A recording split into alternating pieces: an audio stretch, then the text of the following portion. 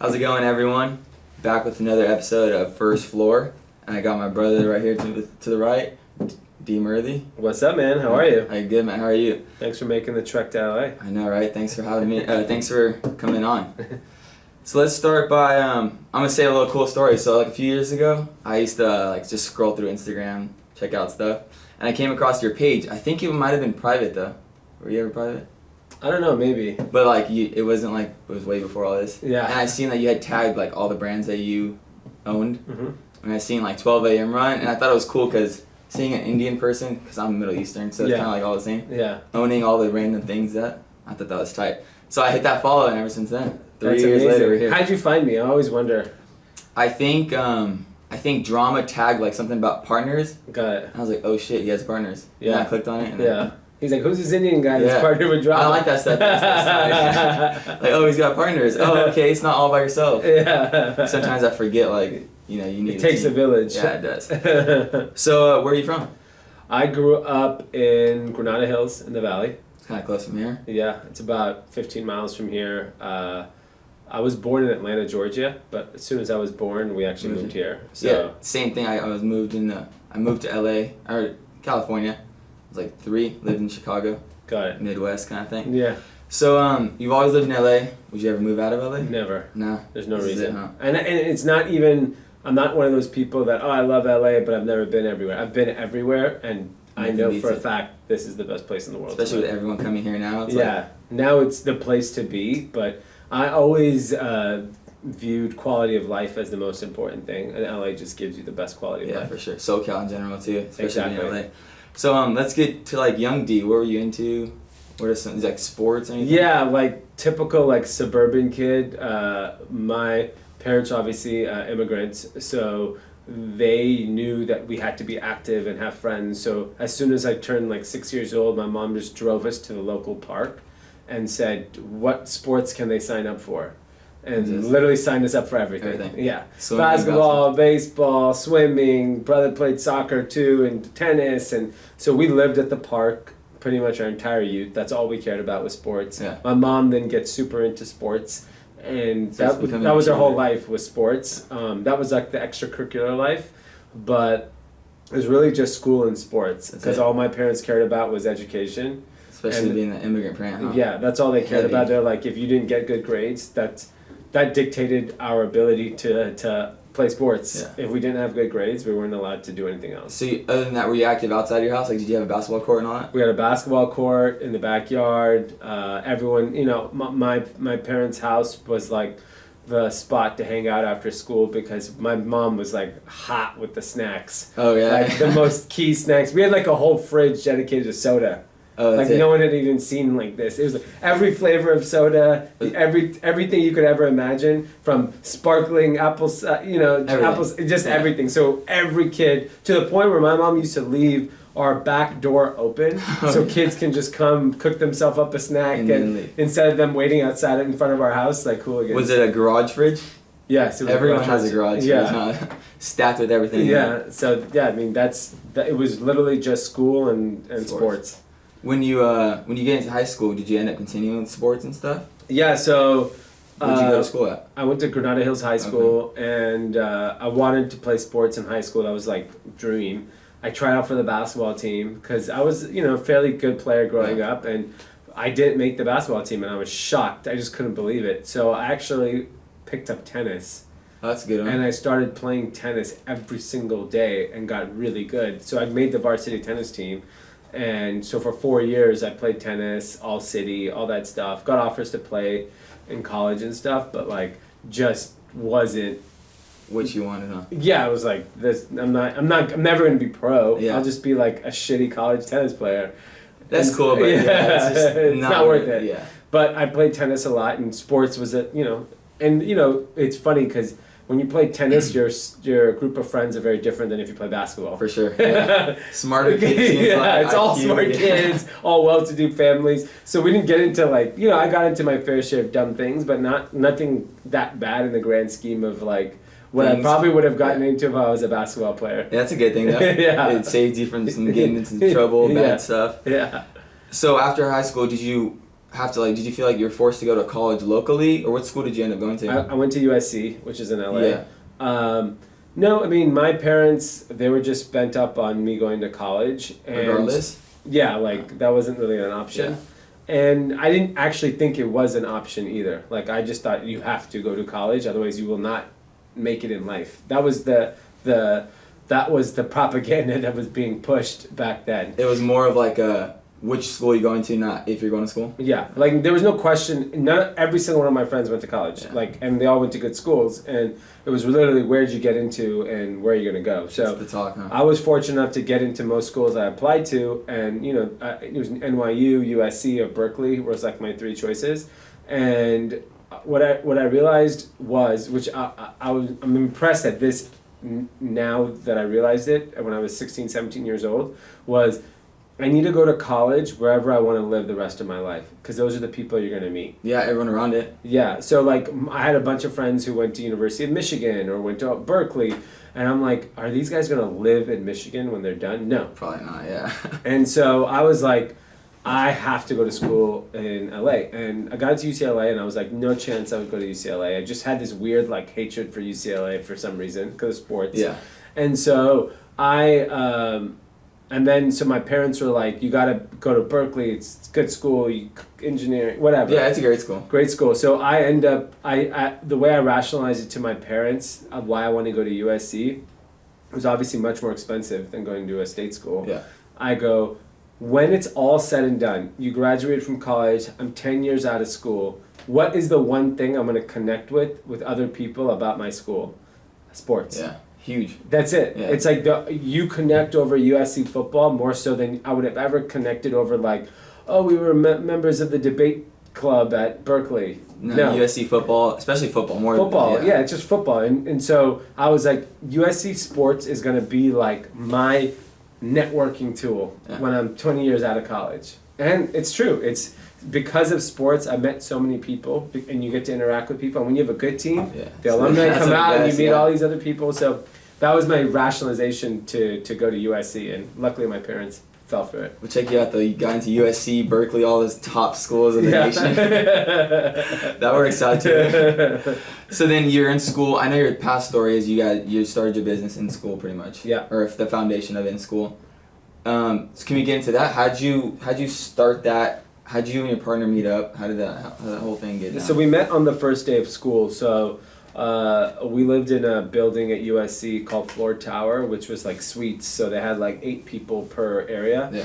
And so he was living upstairs with a mutual friend of mine, and we met on the first day of college. And I had started another business while I was in college, which was an internet website that was doing fairly well, and all my friends were working with me on it. Yeah. And then I shut it down 3 years later. And before your senior year at USC in the entrepreneurship program, they tell you, have your idea ready, what you think you want to focus your energy on for the whole year. So the way the school works is the first semester, you work on a feasibility study, which is to see, can this business work? Do your research on the industry. Yeah. And the second semester is writing the business plan for it. So right before we were starting, Andres and I were sitting in my dorm room, and we were like, what are we going to work on for the year? And I'm like, oh, we have this idea, that idea. And then we had seen a kid in school start a clothing line. And like, that's pretty fun. And I was like, how hard could it be? You just make some shit and sell it. Like, it sounds very easy. It sounds easy. So we were like, let's do it. So him and I decided to focus our full year on starting 5-4. So before that, how'd you get into like business so heavy that you started your own company? I'll come back to the college stuff. That you started your own company before even starting this first one. So I mean, I was a nerd growing up, and I would follow, like, in the mornings in high school, I watched CNBC. That's all I watched. Yeah, so I didn't watch, and I would watch. So I graduated high school in 1998, so 20 years ago. That was the beginning of the first internet boom. And I saw 22-year-old kids start their business and go public in 2 years. And I was watching kids become very successful, become very wealthy, all of them starting their own business. And I was fascinated by the internet. I was fascinated by everything that was going on. And first time I realized, holy crap, you can be young and be successful. Rich, yeah. And so I'm like, I have to have my own business one day. Like, that's got to be it. Yeah. Because I was watching, I was investing in stocks, I was following all these internet companies so closely, and I couldn't believe it. Like, they were at Stanford, and then 6 months later, their company's going public, and they're ringing the bell. Yeah. And I was like, wow, this is nuts. And so that's when I realized the way to go is actually being an entrepreneur, not being the lawyer, the investment banker, or the doctor. Like, The traditional stuff. These are the guys that are actually moving the needle. Because you literally got to witness the first hand of the switch from like Yeah. old style, like, I don't even know what you want to call it, but like, Yeah, just a traditional way yeah. of people thought about the business world to like, holy crap, these guys in t-shirts and jeans are now changing the world. yeah, that's crazy. Yeah. So then you come back to you start the brand. Is it just like an idea? Is just did you guys actually print something when you were in school? Yeah, so we started by just researching the industry, Yeah. and then finally, after doing some research, we were like, this actually looks like we could start it right now. Like, you can go make t-shirts pretty easily. Yeah. Go buy blanks, find Yeah. a screen printer, and do it. So like, we literally went to the yellow pages, flipped through, looked for a screen printer, the biggest ad. Yeah. And we called him, this Nigerian dude, and he was like, yeah, come by, whatever. And so he ripped us off. And It's always happened. yeah, The first time I always remember gets his name screwed. too, Felix. I remember him vividly. And we go to his office. He was like, yeah, go here to buy shirts. We ended up buying like irregular Hanes tees. We thought we were buying like nice. Oh, irregular? Because we got a good deal. Deal on it, yeah. So we were like, oh, we got a good deal. We ended up buying. He's like, these are irregular. We screen print them, and then we show them to our friends, and they buy them.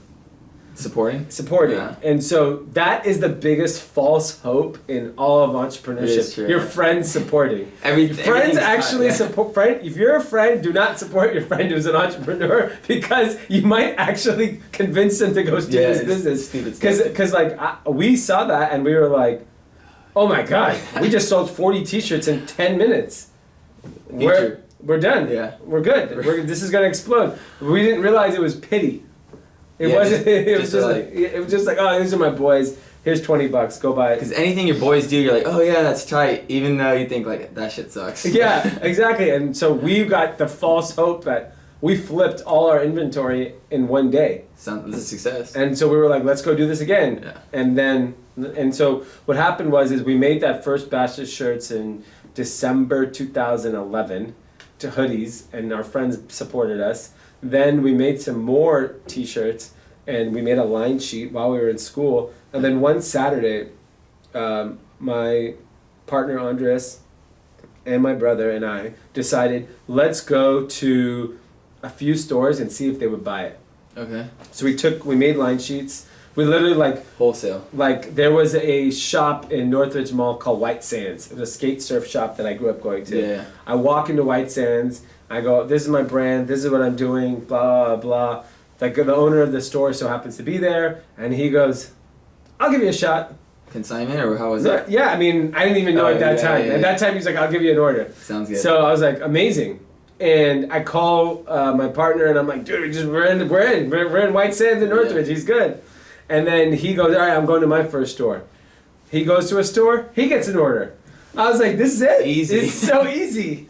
And so we had these early small wins, which we thought were like it. Yeah. And so we ended up getting into a handful of stores within like the first day of trying.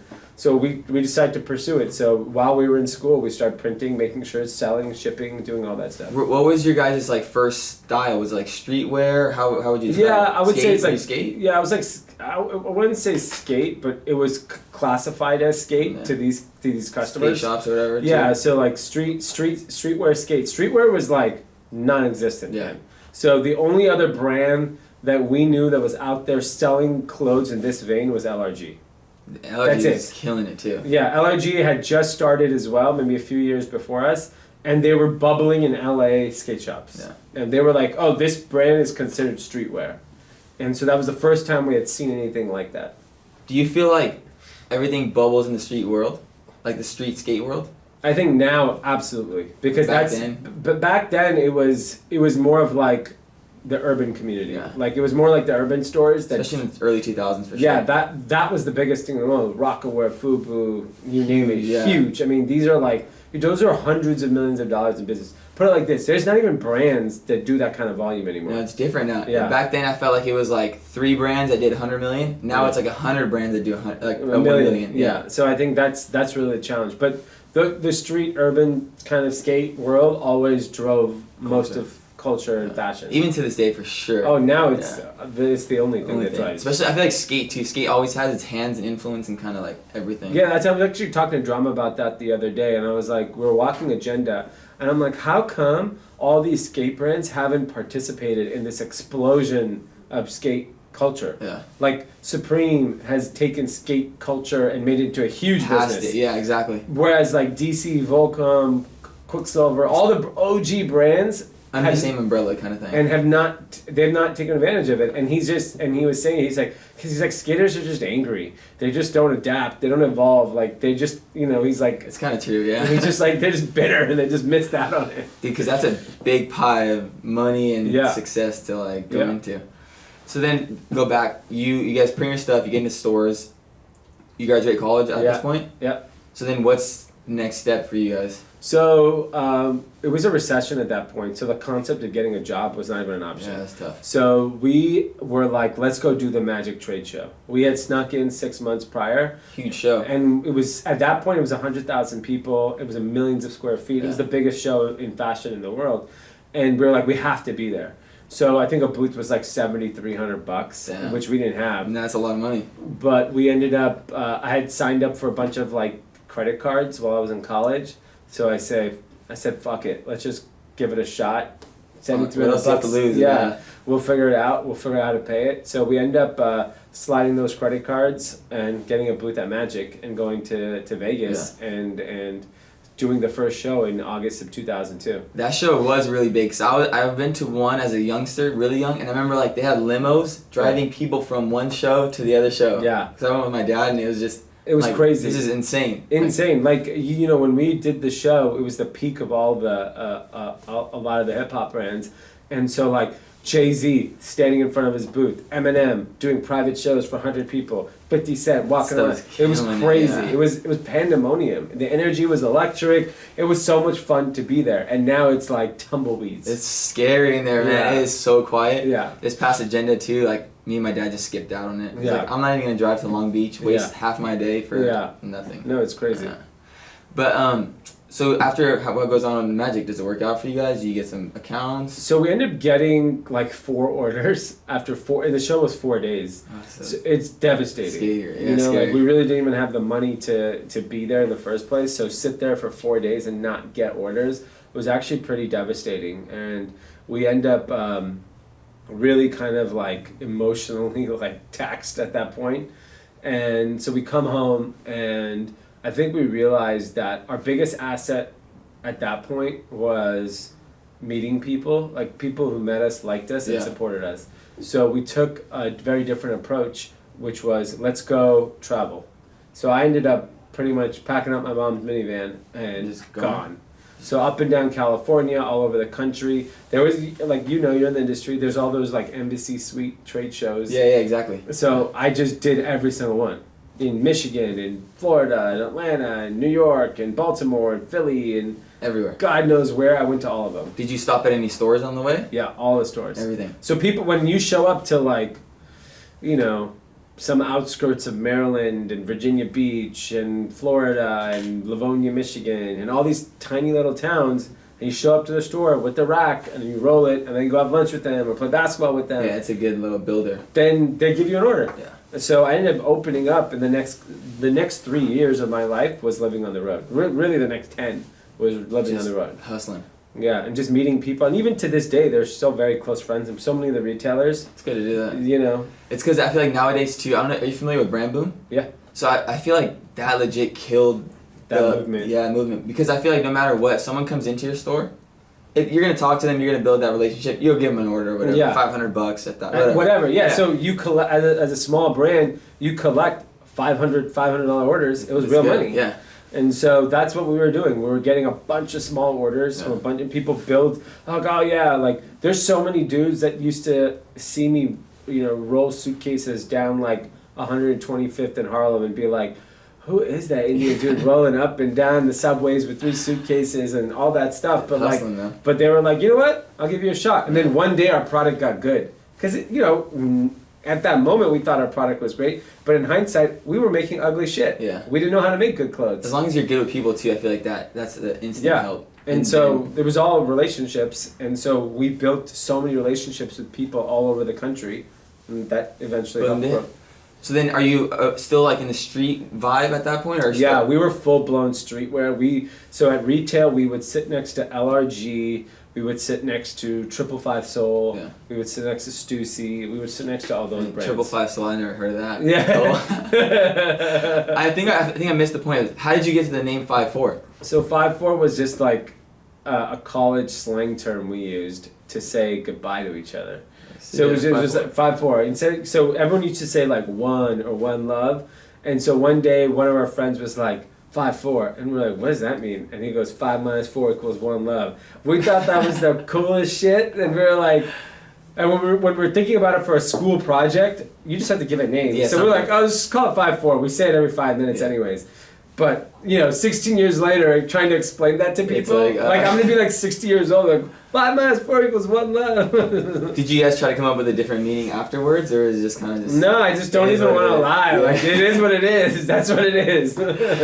So then, you guys are just you two at the moment, or that time? just the two of us. So then, how do you fast forward? How do you go from 2 people like running your business tight to like, let's say, a 20 to 25 person team? So the team was 2 people from 2002 to like 2005. In 2005, we met a guy who would become our first investor. Mm-hmm. He actually, do you remember skate shops called Interstate? Yeah. Okay, so he used to run Interstate. Oh, really? Eric Kim. My dad's first store, we took over Interstate when they closed. Okay. Yeah. So that's so funny. Yeah. So the guy that ran Interstate for this company, a private label company in downtown LA, Interstate used to carry 5'4". Okay. And I'd go to his office, and one day he goes, "Who are you?" And I go, "My name's D. I have a brand called 5'4". He goes, "I was delivering an order." Yeah. Because they wrote an order. Yeah. He goes, "Let me see this shit." I pull it out. He goes, "This is trash. This is the ugliest shit I've ever seen." And he's like, "How are you even in business?" I was literally speechless. I didn't say a word. Okay. Yeah. And so I then I leave, and I literally tell my partner, I'm like, "Dude, this guy just pissed all over us." And he's like, "Whatever." 3 months go by. They reorder. I go to deliver the order again. And he goes, "You're back?" And he goes, "Yeah, you guys sold it." He's like, "We sold it?" He's like, "What do you mean we sold it?" He's like, "There's no way we sold it." And he goes, "Come here." And this guy's smoking in his office. He doesn't give a fuck. But he's young. I think at that time he was, call it, early 30s. He had a Porsche 911 Turbo. He parked crazy, spiky hair. Wild, huh? Wild. Yeah. I never met anyone like this. He was like a rock star to me. Yeah. And he was just pissing all over me. He goes, "What's your deal?" I'm like, "What do you mean?" He goes, "How old are you?" I'm like, I would think I was 24 at the time. He goes, "Okay." He's like, "Where'd you grow up?" I go, "Granada." He's like, "No way." I'm like, "Where'd you go to high school?" "Granada Hills." He's like, "I went to Granada Hills High School." Oh shit, that's tight, yeah. He was 10 years older than me. And he was like, "No one from Granada ever does anything. There's a bunch of losers from that high school." And he's just literally insulting me the whole time. What a relationship.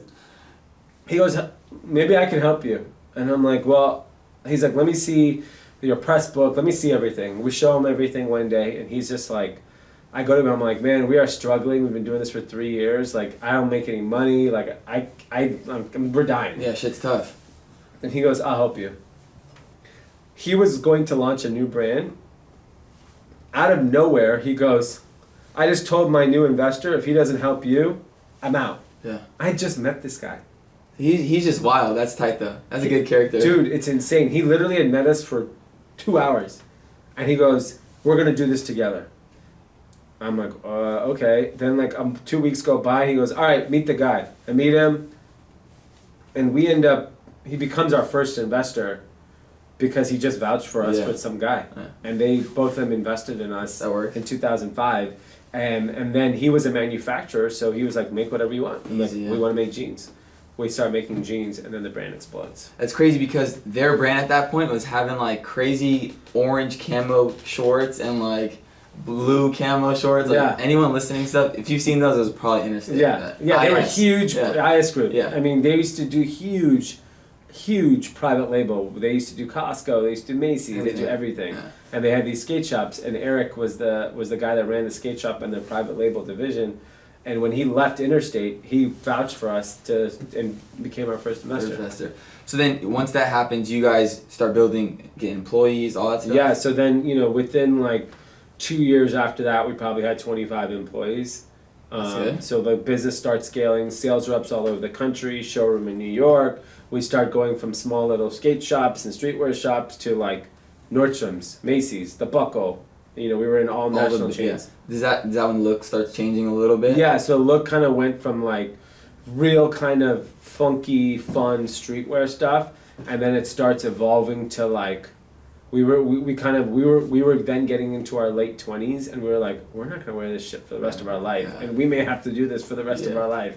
So we need to make classic menswear. That's always a good question to ask yourself. Would I wear this? Yeah. Because if you're not repping your stuff, then who is? Yeah, and so we started to evolve the brand to like an older guy, like pretty much us. Yeah. And so it evolved with like the concept of like, what does the new American brand look like? The new classic guy.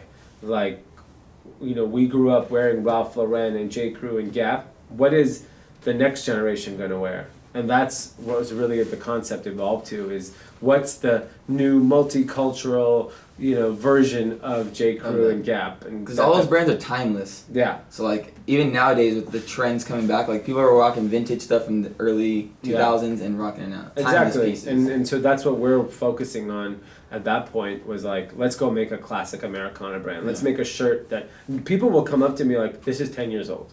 And it looks fresh still. And Yeah, it's it still looks styles, good. Yeah, like they have jeans. Like people were obsessed with their jeans. They would hunt like 50 pairs, and so. Were you an expensive brand at that point? At that point, we were very expensive. Yeah. So jeans were between $100 and $180. That's not cheap. Yeah, like shirts were $80 to $120. T-shirts were $40. Like we were making using Japanese denim, Pima cotton. Quality We were stuff, using really high-end fabrics and washing stuff in LA, and we were still learning how to manufacture products. So stuff was expensive, and we were wholesale. So there was a markup. Yeah.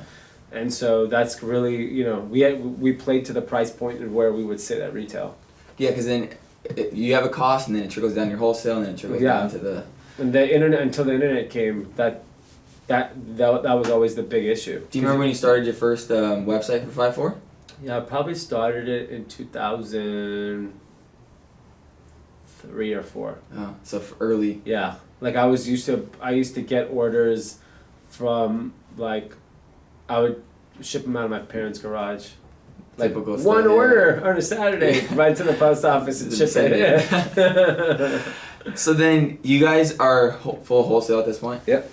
So then when did you realize, like, you know what, this wholesale shit is not working out? So it's really when the recession happened. So in 2007, the world kind of crashes, and our customers start struggling, canceling orders, going bankrupt, stop paying us.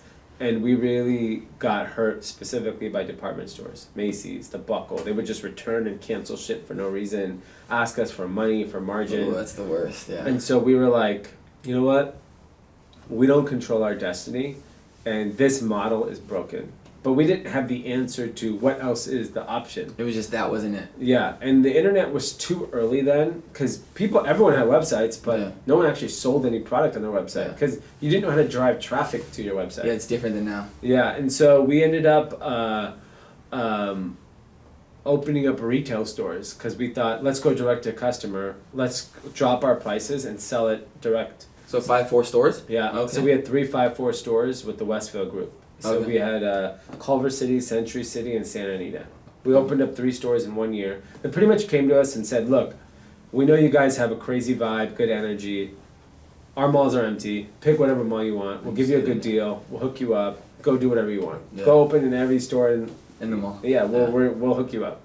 So we go do that, but we're selling men's clothes. And at that point, during the recession, men had just stopped shopping. And so they weren't going to the mall, so getting them into the store was very challenging. Discounting, promotions. Then when they were in the store, our customer isn't like a 21-year-old kid or 18-year-old kid that knows what they want. It's just they're just coming in and they're like, okay, I need clothes. I want to look good. Help me get dressed. Yeah, exactly. So when you're doing that and your price points are what our price points are today, which were lower, it's a lot of work to scale the business. Yeah. So we were like, this is never going to scale. This is too much.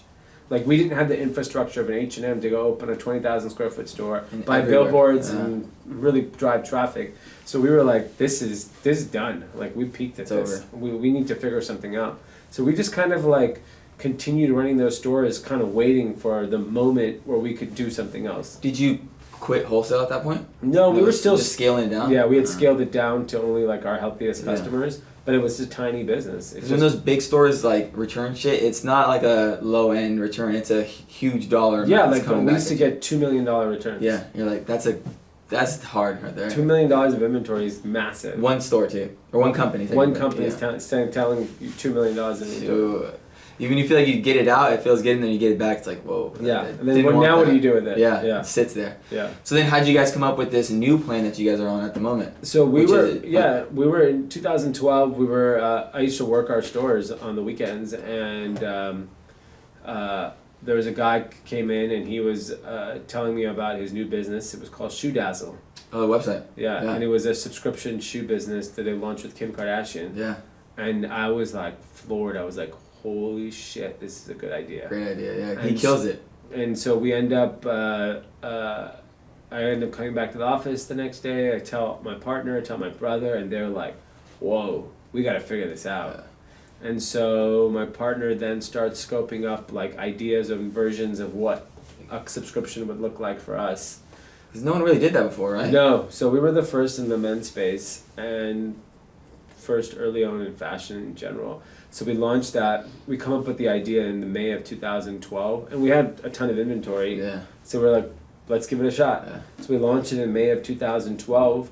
The concept was simple. Like, let's address all the pain points of men's fashion, which is they don't enjoy the experience. They do care about good product and brand, and they're pretty price sensitive. Like, guys were not spending big money on clothes. Like, especially older guys. Yeah, they're very loyal to their brands and they want to pay a certain price and that's it. Yeah. And so we kind of conceptualized this concept and launched it and said, you answer these questions, you get put into 4 different style buckets, and then for $60 a month, you would get 2 to 3 items at 5-4 every month. And that was May of 2012. Well, how'd you end up marketing that or? So originally it was to our existing customers, and a friend of mine had a TV show called Attack of the Show. It was like a big show on G4 TV, which is like a gaming network at the time. And he was like, last episode of his show, he was like, hey, today's the last day, you've always been good to me, can I plug something? I'm like, actually, we just launched this idea today. Can you plug it? He was cool. Give me a promo code. I give him a promo code. 1,000 people sign up. Oh, that's sick. 1,000 people, and we were like, "Oh my god, this is gonna work." On the website. Yeah, so 1,000 people signed up our first day at $60, and we were like, "Oh, this is amazing." Another one of those like, "Oh, we kind of did it." Thing. Yeah, and so then what we did was for the next year and a half, we didn't know how to acquire customers because even Facebook and early Facebook advertising wasn't really developed yet. Yeah. So we end up just trying to like email and convince people to sign up, and it was just hard. Did you do any billboards or anything like that? Not yet. No. Not at that point. And finally, in December 2013, we were like, we're going full force with the club. We're shutting down wholesale retail. This is the future of how our business is going to be run. So we start advertising on Facebook and Google and YouTube, and the business just explodes. Yeah. And we were so early on that e-com advertising, the cost to acquire a customer was so low that we went from spending like $100 a day to like 10,000 in 60 days. That works. And in the business the numbers were insane. Yeah. And like we're acquiring customers so low that it made sense to keep scaling. And so our business just kind of took off in 2014. 14, that was your start of it all? Yeah. So then, how did you guys get into, because I know you guys own Young and Reckless all together. Yeah. How did that happen? So that was. Is that meanwhile the 2014? That was 2009. Oh, nice. So back. So 2008 recession, we're getting creamed every which way, Yeah. and we were like, we got to try some stuff. And a friend of mine had called me and said, hey, Rob Dyrdek is now launching a new television show on MTV called Fantasy Factory. One of the guys, his cousin's a co-star, wants to launch a brand. I'm like, who's Rob Dyrdek?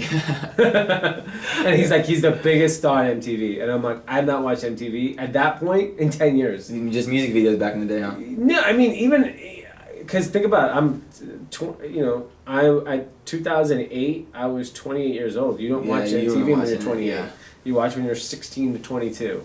And so I hadn't seen MTV for 6 years, so I had no idea who Rob and Big were. I didn't know who anybody was. Yeah. And I was like, I don't know. I just don't know anything about them. And he's like, he also wants money to wear 5-4 on the show if you want to pay him $400 a month, an episode. Yeah. And I was like, no, I'm not going to pay him any money for episode. I don't even know who these guys are. And so finally, the first season comes out. It's a huge hit.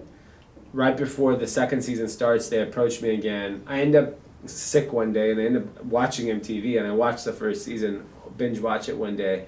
And I'm like, damn, this is just a commercial. The whole show is just a commercial. Put on it, could easily just sell. So I started doing my research on like the brands that are similar to this. So at that time, it was Big Black had a brand. Famous Stars and Strap was essentially launched on MTV. Yeah. So I found out, wow, these brands are huge and they're doing real business. So we hit me up again, and I meet with Drama, and we kind of hit it off. Yeah. And he was, I think, 21 at the time. And he's like, this is what I want to do, and I'll integrate it on the show. So I was like, yeah, sure, what do I got to lose at this point? Yeah, our business is in the toilet. Yeah. So we give it a shot. He films the first episode with Young and Reckless. I take that episode to every retailer I knew, PacSun, Tilly's, Zoomies, everybody. Every single person bought it day one. We had like $1 million of orders the first day we started. That's insane. And then everything sold. It blew out in stores the day the show went on. But with that happens, like, does 5-4, how do you mix the two of them, or do you not? So at that point, Young and Reckless was just using 5-4 resources. Oh, so 5-4 warehouse, 5-4 staff, 5-4 designers, 5-4 production. Yeah. And so we didn't know, we didn't know if it was just going to be like, for the most part, we thought Young and Reckless was going to be a brand that we launch, make money on it for a year or two. Quick buck kind of thing. And then be done.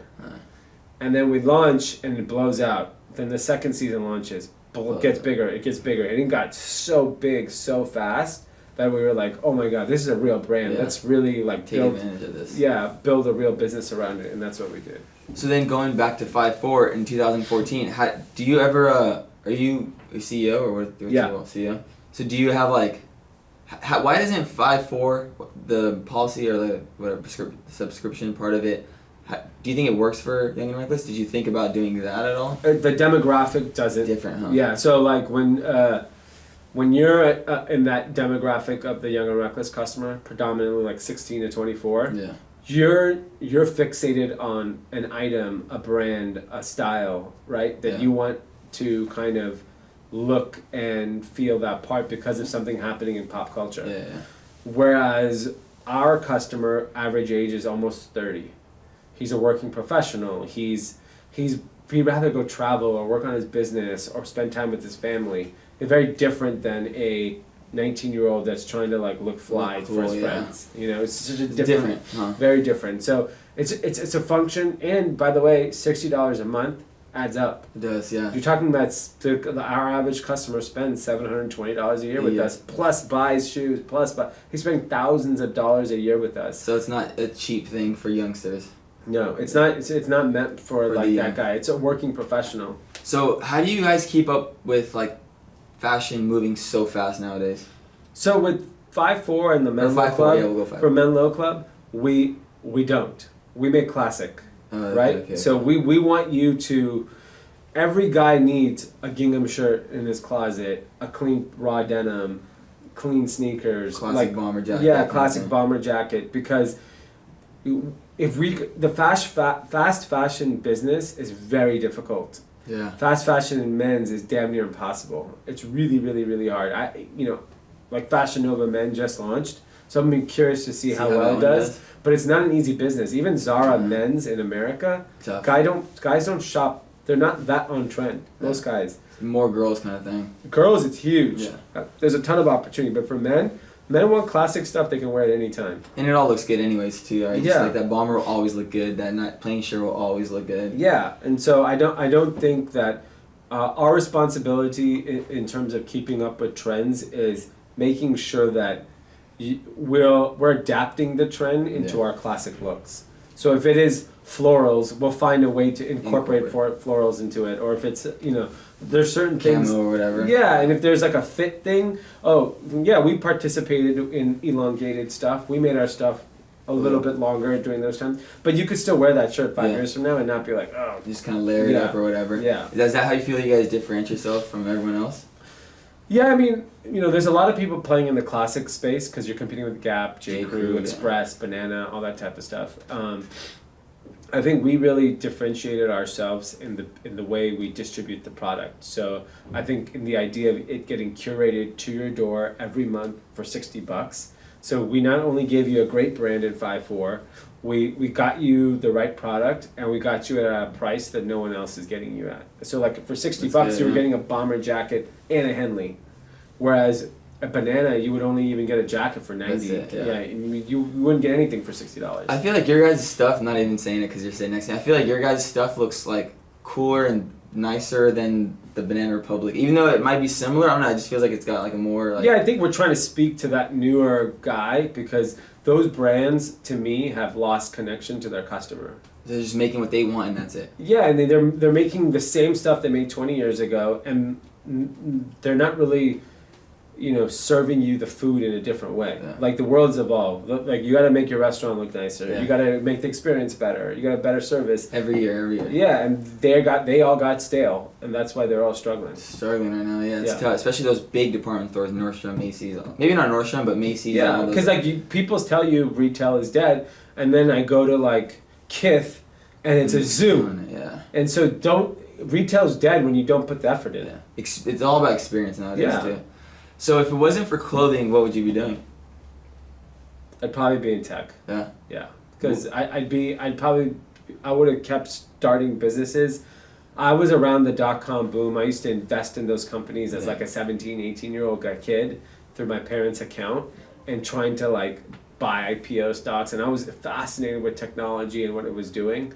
And even when I was starting my brand, I was still trying to start all these different websites, and I was I got small levels of success with them, but I didn't focus the energy and time. And all my peers who did ended up becoming extremely successful in that world. So do you still dabble in some of that stuff right now? Like yeah, now we're an investor. Oh, you have invested in a group? Yeah, so we have a fund called Queensbridge Venture Partners. Okay. It's me, my brother Naz, rapper, and his business manager. So 4 of us a few years ago, we're all investing in stuff individually, and then we decided to formalize it as a group. So at first it was all our personal money, and then we ended up raising money and investing that. Yeah, that's pretty cool. Yeah. Now you get to do like kind of your old hobby or whatever you want to call it. Yeah. Old love. And now you get to see and you learn because these are some of the most talented entrepreneurs in the world. Like some of the businesses we're in are like changing the world, and so to have access to those people, to be around them, it helps this business today. Yeah, it does, and especially being around all those people, it's like. It makes you want to do more. It makes you you feel like just like you gotta be around that. You want to be around that energy. Yeah, it's a good energy to be around. Yeah. So now let's move on to some of the cool things you're doing now, like the content and all that. How did you finally get into that? It was really because of drama. Yeah. My partner, Young and Reckless, we were sitting around one day and he was like, "I don't see a world where a business that sells to consumers cannot be transparent about who started the business." This whole time you've been behind the scenes with your brands, right? Yeah, I mean, no one knew Drama had a partner. Yeah, exactly. Like I did. Other than that one post he posted years ago, I clicked on it and I was like, people just didn't know who we were. Yeah. And we were okay with that. Yeah, that's cool. We didn't give a shit. We just wanted to run our business and make money. Yeah. And then all of a sudden, YouTube, Instagram, all this stuff starts happening where people are showing the process. Yeah. And then people that may not necessarily be the most talented or the most making the best product, but we're actually connecting with more customers than we were. Yeah. And I was just like, what is going on? Like, our product is right, our price is right, everything was right, something is missing. Yeah. And then Drama really is the one that helped me point it out and said, look, you're not connecting with people. The brand is not connecting with people. You would be connecting with people, but it's so hard for a physical brand to connect with people. Yeah, yeah. You know, like when I was growing up, someone asked me, what were all my favorite brands growing up? It was Nike, Gatorade, Hanes.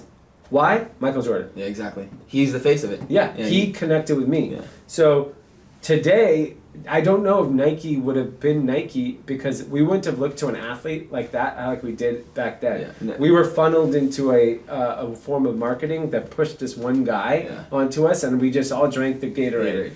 And so today, the customer has choice. They like your podcast, they can listen to your podcast. They like my podcast, they can listen to my podcast. We can't tell them what to do. So doing the content allowed me to be transparent about our business, about my personal life, and say, hey, this is me. If you like me, come follow along for the journey. Because I think it's easier for people to connect with me rather than a brand. Exactly. Because you may like that I'm Indian, or that I run, or that I have a child, or that I do Young and Reckless, or that I travel a lot, whatever it is. There might be, all I need is one thing for you to connect to me with, and then we're off to the races. Yeah, push it off to another way. Yeah. So, what was I going to say? What keeps you motivated? So, I mean... Do you like that word? Yeah, I mean, I think I'm not motivated like I was when I was like 22 years old. I was like, I want to change the world. Yeah. I've lost all that motivation. I have no interest in that. But, you know, having a child changes perspective. So, like, as soon as I had my child, I was like, oh, I get it now. Makes sense. Now it's about providing him with the best life possible. So now I actually have real motivation. Yeah. Because when I was really young, I wanted to like take over the world. And then when I actually started running my business and realizing how tough it is to take over the world, I was like, I just want to live a good life. Yeah, that's it. That's fun, and you know, we've been fortunate enough to have, you know, several successful brands, and now it's like, I want to balance quality of life, providing a great life for my child and my wife, and obviously build great businesses. Yeah. But the motivation isn't now to like, I want to be the biggest brand in the world, or I want to. That is lost from me because it just doesn't. It's not gonna have the same impact as like providing and being with my child. That's like the main thing for you now. Huh? Yeah. So how's family life for you? It's great. It's awesome. Yeah. It's so much fun. Like, you know, you don't realize like. Everyone's like, oh, when you have a kid, I mean, you're obviously very young. People tell, oh, when you have a kid, your whole life will change. And I used to like, yeah, obviously. Brush it off, yeah. Yeah, but then when you're holding your own child, you're like, oh shit. This is real. It's kind of cool now that you're like not stepping off the gas pedal, but like just kind of like cruising, doing fun things that you like, vlogging and all that other cool shit that comes with this. Yeah, and because I honestly think that's best for our business because there's a lot of people that have kids that say, oh, I gained all this weight since I had a kid. I stopped working out. I stopped doing this, or I stopped. I hate that excuse. So people give excuses for everything, and I don't give an excuse for nothing. I'm hungover right now because I drank too much. That's it. There's no excuse. Simply. I can't not go to work today. Yeah. I'm just gonna be hungover today, and I got to do everything I have to do. And then when I go home, I'm gonna go run. That's it. And that's it. And like, there's no excuses. Have you always been into running, or is this kind of a new fun thing that you? Yeah, this is probably like the last like 10 years. Yeah. Yeah. Does your body, like your knees hurt at all or anything? Yeah, like I'm very sore right now, but it's my version of meditation. Some people meditate, some people do yoga, some people, you know. This is your way. This is my way of unwinding, and it's the healthiest way for me to unwind. Because obviously, I'd love to go home and get drunk. Yeah. That makes me feel good too. But that takes a toll on your body. It does. Every day. That's not a thing. Are you into fitness other than running? Like, do you like lifting weights or anything? I haven't got into anything else yet. I think if my time was available more, I would get into it. I love the idea of being in great shape. Yeah. Like, you know, it's funny when you meet other really successful CEOs. The one thing I notice about all of them is that they're all in incredible shape. And part of it is you need stamina in life. Yeah. Because being an entrepreneur or being a CEO, your days are crazy. Yeah. Morning to night and repeat. If you're not in physical and great physical and mental health, you cannot perform at top level. At all. Yeah. Mental health is very important. Also, it trickles down too from mental to physical. 100%. Because like you start gaining weight and you start drinking too much and you start getting lazy, then you feel like a piece of shit. You just focus your mindset. Literally, and all of a sudden, it's a domino effect. Yeah, you start treating people poorly. You have a bad attitude. All those things. Business starts to fuck up. All those things. Yeah. That's why I think physical health is so important because if you can create that great feeling physically, it starts, it really starts building out incredible energy to you mentally. Especially because I like to work out in the morning. I don't know what you like to do, but dude, when you start out in the morning, get that quick workout in 7:38, your day feels amazing. Then you can feel like you take over the world. Exactly. It just releases all that natural. All the hormones. All the hormones. So I know you're a big basketball fan. Yeah. How was it going to see LeBron James in Cleveland? I know you went to a finals. It was a finals? Yeah. How was that? It's awesome because he's obviously from Cleveland. And it's funny because Drama's family's from Akron. Yeah. So his cousin would always take us around. And you realize why he's such an important figure. And, people in LA, obviously, now they love him, but they hated him for a very long time. Yeah, because it was Kobe versus LeBron. But what he's meant for that state and what he's done for the people there, they're like, this is where LeBron had his first kiss. This is where LeBron, dunked the basketball for the first time. And, all the good he's done for the community, all the stuff he's done for everyone, that has really been the driving force for why I love him so much. Because I think he's a larger-than-life figure. Yeah. And I think that when I was growing up, Charles Barkley used to say, I'm not a role model, I'm a basketball player. He did, he say, he was getting fucked up all the time, gambling. Jordan, those guys are crazy. When those guys live the most reckless life. LeBron has done everything in his power to help everyone around him and help his community and be the role model that we want him to be. It's bigger than basketball, like you said. Yeah, it's so much bigger than basketball. So I got drawn to him because when he was 17 years old, he's on the cover of Sports Illustrated saying the chosen one. Imagine being called the chosen one and living up to it. Yeah, that's crazy because everyone can say like, yo, I'm the best until you actually prove it. Yeah, not like basketball wise, just like in life. In life, and so it's to me that's why like I'm drawn to LeBron James as the person. Yeah. And obviously, I love him on the basketball court, but I love him as a person. Yeah. Me too. I like that. How do you feel about him coming to LA now? Since you're in LA? I'm so happy because I've not rooted for the Lakers since Shaq left, which is God knows how long. And I was so bitter when Shaq got kicked out of LA because of Kobe that I'm like, finally, I went and ordered the jersey. I'm ready. Oh, you got a jersey? Yeah. Oh, sick. I don't know when it's gonna ship, but they went up for sale for like a day. Yeah, you're lucky you got one because they sold out quick. Yeah. I went straight to the site on Fanatics and like they put it up. There's also these T-shirts now and stuff like that. But it's gonna be exciting. Yeah, everyone's trying to make like some type of product to bring him in. I mean, think about how big this market is for him for globally, and like now it's like LA. LA loves superstars. It does. Yeah. LA just loves its big stars. Especially them being like pretty shitty for the past 4 or 5 years. Now this is gonna be insane for the city. No, it's gonna. You're gonna try to make it out to game 1. Yeah, absolutely. Yeah, I'll definitely be there. All right, so what are 3 things that you're currently into? Like it could be like a TV show, some food spot. TV shows. Anything, like whatever you're into. 3 things. Okay, I'm obviously into running. Okay, for sure, that's one. That's one. Is there like a spot, like a food spot you've been into lately? I eat at my friend's restaurant the most, and Postmate from there. It's called The Nice Guy. Okay. I'm not particularly gluten-free, but I'm pretty much. And you're vegetarian too, right? Vegetarian. Yeah. So because they're my friends, they've helped build a menu that I really like around it. So they have gluten-free fig pizza, which is insane. So we order from that all the time. So I'm super into that. And then finally, I would say, what else do I spend most of my time on? I'm obsessed with trying to figure out YouTube. Yeah, that's your thing now, huh? Yes, I'm trying to understand how you scale a YouTube channel. That's been like my latest obsession, and I talk to so many big YouTubers and they tell me all these different tactics and tricks, and it's not really tricks, but it's more of like best habits on how to do it. So that's been a real recent focus that I've been really trying to get into. How has that YouTube life been for you? It's good. It's a grind. Hired a camera. Yeah, I mean, look, there's a cameraman here. It's good. I mean, I think it's really important when you're building a brand, especially a consumer brand, that the people get to know the people behind it, because you might grow really fond of that brand if you knew how hard it and all the stuff that it goes into it. Yeah. You know, it's building a business is impossible. Building a successful business is literally impossible. Like, so when you see like, I like almost 175 employees. I have a podcast. I vlog. I have a wife. I have a child. I run. I do all this, and I have to have fun, and I have to balance my life. I care about this stuff so much that I'm willing to put all this time into doing these things. So I think if people see that, they're gonna be like, I want to support this brand. Yeah. I want to support this guy. It's the same way why people love Kanye. He puts heart and soul into his music. Yeah. You want to support him. How do you support him? Buy his shoes. Even though he says some crazy shit. Yeah.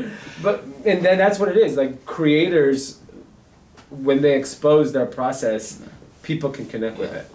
Are you like focused on YouTube to like show the brand and bring the brand in, or are you just kind of doing it to be like the life of D, like this is me kind of? It's really, and this is part of me. Yeah, to me, it's more about finding a way to connect with people. Entirely, not even just like.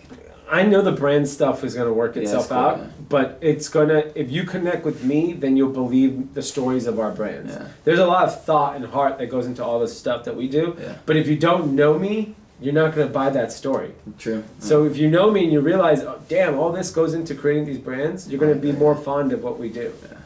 That's dope, man. That's it. Thanks for coming on. Cool. Appreciate it. Appreciate it, bro. Thank you. That's it, guys. Enjoy this interview. Yeah. Dope. Appreciate it, bro. I was a little nervous at first. It came out good. Yeah, I liked it. That's awesome. So you're releasing it just as a podcast, or how? No, I'm gonna do a little video. So this is my third one. I'm gonna release 3 and then bang out and start going. Cool. I like doing it with people since like I'm in the clothing industry. I like doing it with like the clothing guys. I'm gonna start it with that kind of thing. Yeah. Like successful dudes, like a bunch of brands that I know and follow and stuff. I just kind of go from there. Yeah. And see where else it takes me. Like I'm not stuck to that clothing, but I just wanna. That's my like home, so I want to. Yeah, and that's what your background is, so you can speak authentically about it. And then once I get better at some of the things, then kind of like go into that stuff. That's awesome. This is dope, bro. I appreciate it. No worries.